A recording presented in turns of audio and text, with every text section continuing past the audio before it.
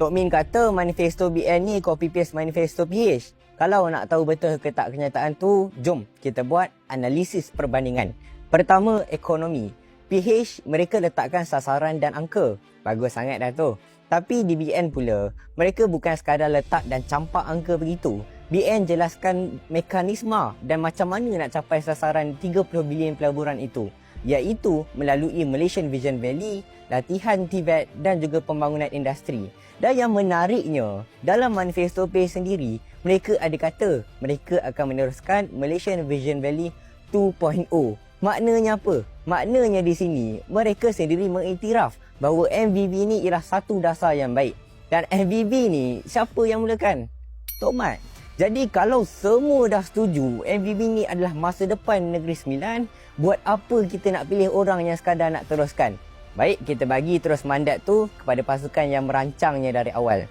Kedua, kebajikan. PH banyak fokus kepada bantuan tunai.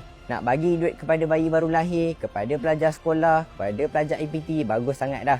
BN punya manifesto pula bukan tak ada bantuan, tetapi lebih menekankan penyelesaian jangka masa panjang. Adanya latihan untuk orang OKU, bantuan untuk rumah kos rendah dan pembangunan komuniti.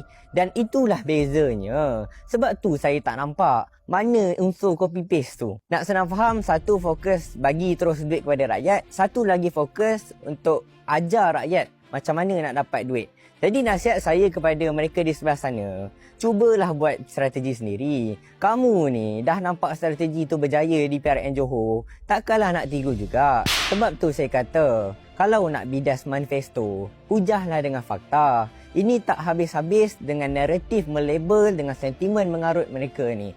Sampai hari ni saya tertunggu-tunggu. Di mana orang-orang muda di sebelah sana, berilah hujah anda tentang manifesto-manifesto ni dengan berfakta.